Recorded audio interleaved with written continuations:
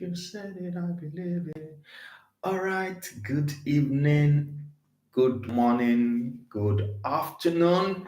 Wherever you're joining from today, I welcome you to today's episode in our conversation on partnership. And thanks once again for joining today.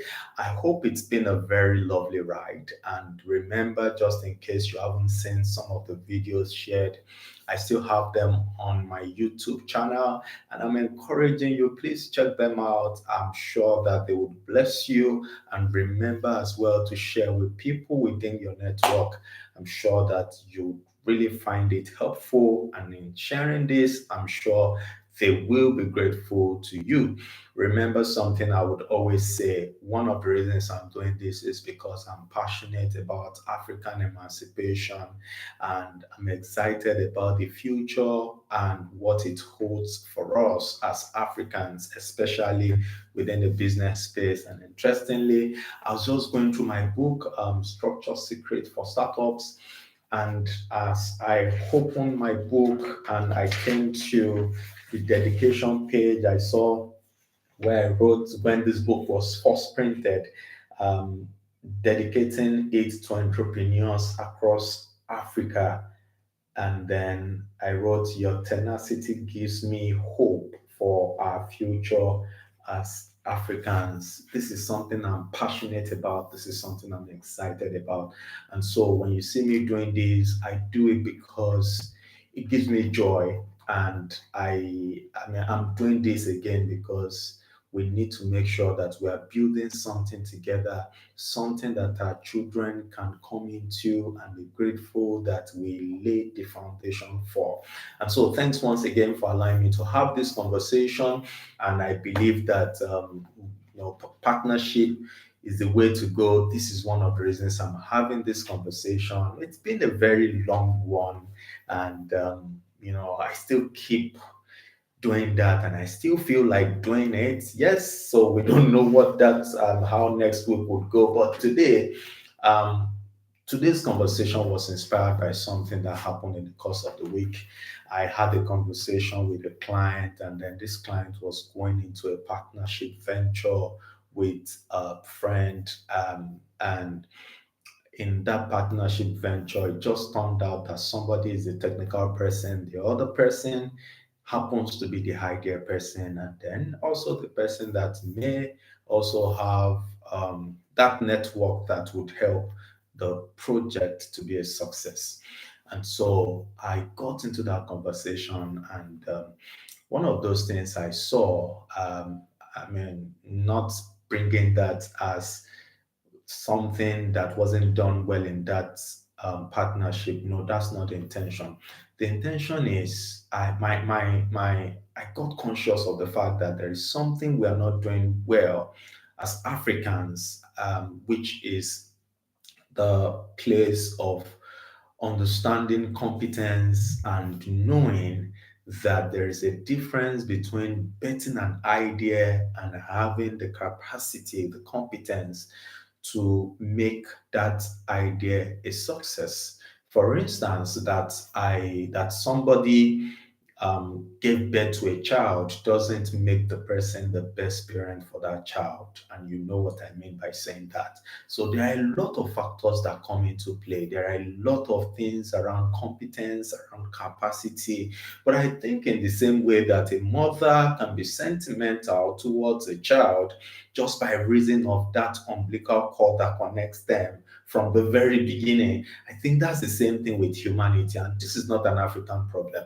This is a humanity problem. In essence, you'll find so many times people that bet ideas into businesses, they find it extremely difficult to take the back seat and allow for competency, allow experts to drive that business and turn it around into a global brand that competes across different epoch, across different phases and different eras. And that's why we're having this conversation. How do we make sure that in that partnership We are building something out of competency. We're not building it out of the sentiment of the fact that, well, you and I came together to found this business, and so you and I must be the executive directors in the business, even though you and I know that somebody or both of us do not have the skills, the technical expertise that that business needs at that time. And that's what we are focusing our conversation on today. But in the course of this, I found something very helpful in my book, Structure Secrets for Startups, which I published, some years back. And I think you should get your copy of this. It's available on Amazon, and you can also ring me, you can drop message if you need a copy of this. This has turned many startups into giants, and I'm sure that you'll find it helpful. One of the greatest, or I'd say one of those things that fascinate me most when listening to people's testimonies about my book is the writing style, the fact that it's written in a way that comes down to their level and really helps them, takes them through the journey of, starting up and then building structure that can help for efficiency of that business. And I was really thrilled when somebody read the book and said, well, it wasn't given to reading books, but the fact that he took the book, he gave it a try, decided to start reading it, and he forgot to eat. He couldn't do any other thing until he finished the book. And that for me is thrilling. That for me shows that there's something about the book that helps the readers and it's meaningful to their journey.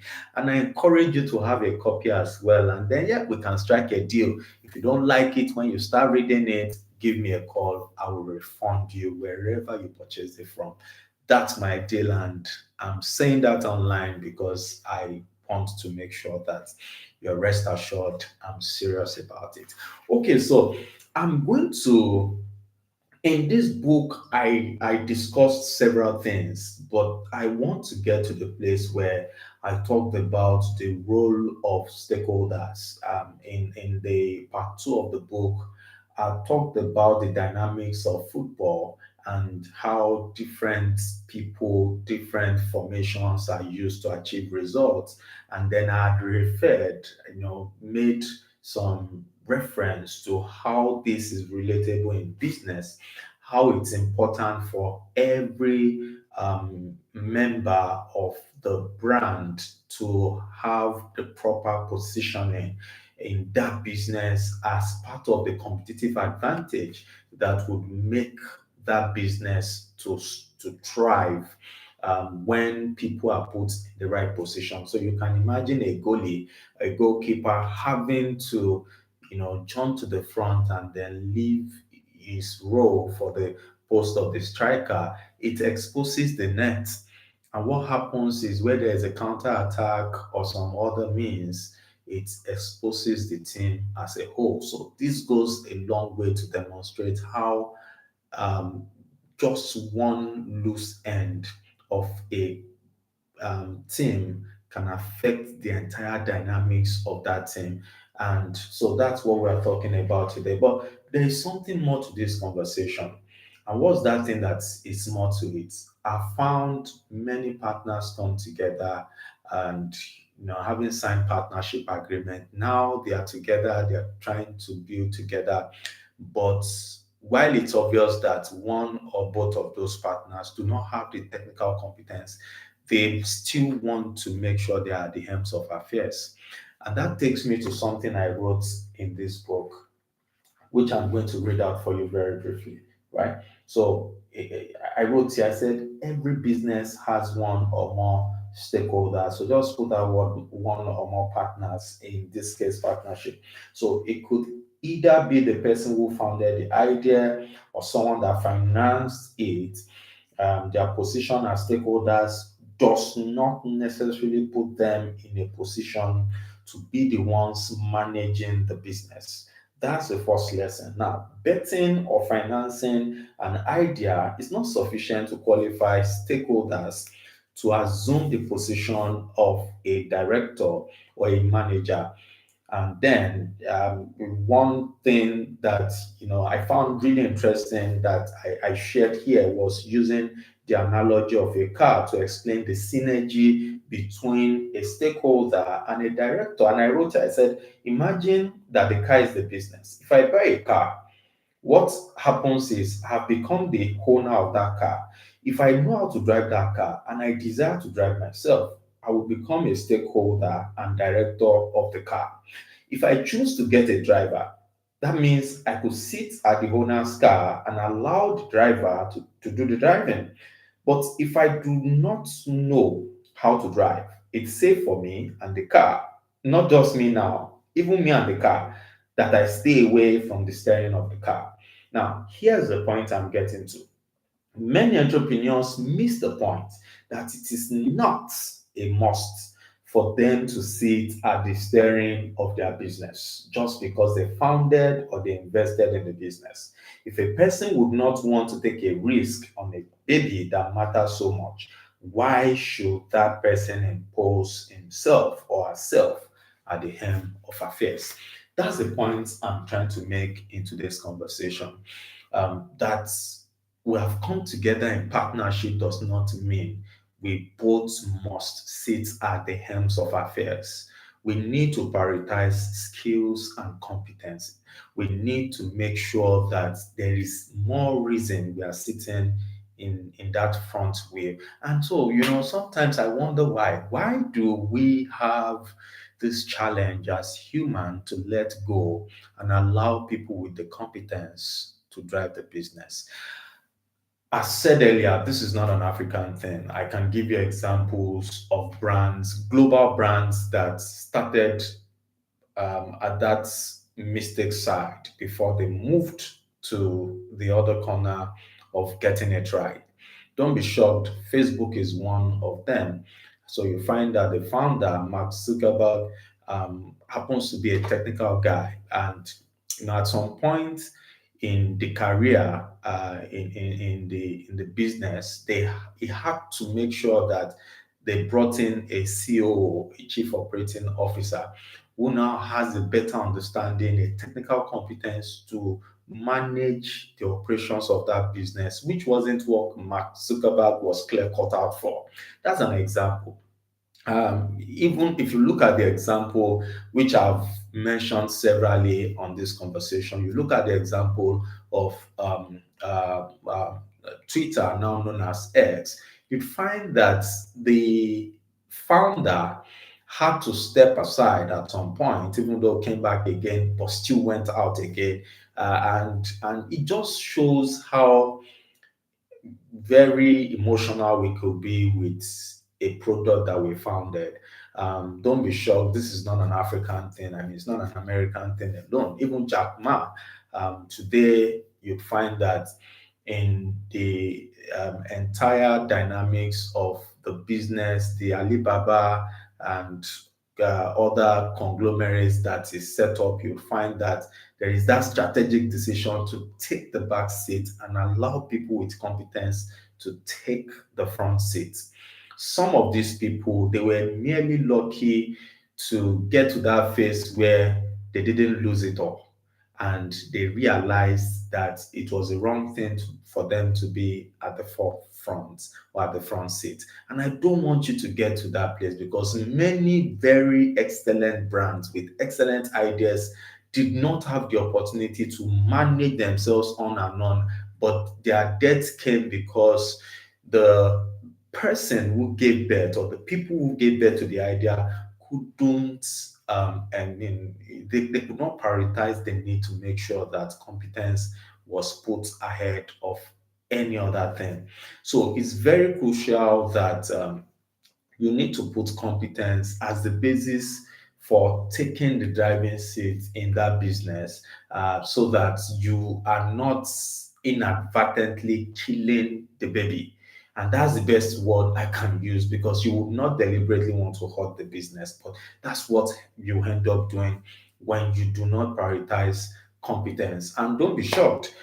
These days, we have the expression co founder. It has it has gone from being interpreted as I founded the business or I gave birth to a business. It has now become a job description. So that somebody is a co-founder does not mean that that person was the one that founded that business. It could be a job description that shows that this person started or joined the business at the ideation level or at the startup level and was able to grow that business. And that's what you and I should be doing as people in business. We should be looking for people with the capacity to drive the boat, which is the business, people that will be the best parents to that baby, so that we are not taken away by the sentiment of being the mother, the one that gave birth to the business, that groomed it from idea into a baby, and then we begin to make decisions around that. Look, it will not work that way. And this has led to the demise of many, many great businesses that should be doing great things today. And don't be shocked as well, there are still many businesses out there making this same error, and they are not growing at the pace they should be growing because they are not prioritizing competence over the sentiment of being the one that started or initiated or gave birth to that business. So look out for a co-founder. Look out for a co-founder in job description, not necessarily a co-founder in position, but a co-founder in job description that fits entirely the technical needs of that business. And if you think that your partner is a better technical person to do something in that business, allow them take that seat and don't be ashamed to take your own rightful position. If you are the one financing the business, be bold enough to take your position as a shareholder in that business and not necessarily as a director or as whether an executive director or a director on the board of on the board. You need not play the sentiment game. Allow competence and expertise to be the basis of every decision that is made. So where does this leave your partnership? Which is the next question I'm going to be addressing. The point I'm making is this: the definition of power, if I can use that word, for many people is when they are on board of the business. In essence, they're actively involved in the day to day management, the operations, what goes in and out of the business. They want to know how money is coming in, how money is going out, who is being employed. And see, I said something in my book, Structure Secrets for Startups, and very powerful thing. You find that many entrepreneurs, they when they jumped into that entrepreneurship space, they were seeking freedom, they were seeking flexibility, and that could resonate with you. And but they got into it, they found that it was even tougher. It became tougher. It was taking more of their time. They got choked up. They were barely having time to sleep, even though they had thought that freedom was what they were going to be getting in entrepreneurship. But the opposite became the case. And they started looking for solutions. See, one of the reasons for that is because when you hold on to that baby too hard, you'd find that you are hurting yourself. And holding on to that baby, holding on to that business is what many people have done, even though they know that they do not have the competence, the capacity to hold that business. So, the ability to trust others start from you. The ability to allow people make decisions starts from you. And as somebody once said, I think it was I heard this from somebody that as your business is growing, if you still find yourself having to attend interview where people are being employed in the business, then it just means that you are still running a trade. And I agree with that position. You need to grow to an extent where you allow people the flexibility of making decisions. And how do you get to this space? Well, this is not a conversation for today, but let me give you a hint. If you can build culture, and I said a lot around this last week, if you can build value around what you do and you imbibe that value, that culture in the team, This is what the management that will be coming out of that team will be holding firmly to when they are doing a review or when they are doing an employment session where they are scrutinizing for who and who can have the capacity to join that company. You need to make sure you invest in all of these things, invest in brand culture, invest in all of these things that would make sense and allow you to take the back seat so that the business can thrive on its own. So if you find yourself as a partner, we are still having to insist that you want to be in the day-to-day affair, even though you know that what you brought in is the idea. I mean, you can have the idea to create a plane, but it doesn't mean that you have the competence to fly the plane. They are two different things. Allow those with the competence to fly it, but you can sit at the back seat where you can have, enjoy the dividends of the fact that this came as your idea. And if you need a conversation around how you can then protect yourself, what you can do better so as to make sure that your position is not threatened, I think we can always have that conversation as well, in another series, in another conversation other than today, because there's really a lot to this. And, the lesson I'm passing across is let competence be the basis for driving that business. Don't bring in the sentiment of I'm a partner in this business and my name must be in the day-to-day affairs of the business. That shouldn't be the basis of whatever you do. And I hope you've been able to pick some lessons from today. Remember to share this, remember to like it, remember to invite other people to subscribe to this channel. My desire is that we keep growing in our knowledge, and as we keep growing, we keep building healthy businesses that will take over and then help reposition Africa so that we move from that stigma, that name that we've been known as a third world continent. And I hope we move into greater heights and into better things. My name is Eitayo Oguyemi, and thank you so much for joining today's conversation. I look forward again to hosting you next Sunday. And until then, please stay tuned and have a lovely, lovely week for yourself. Bye.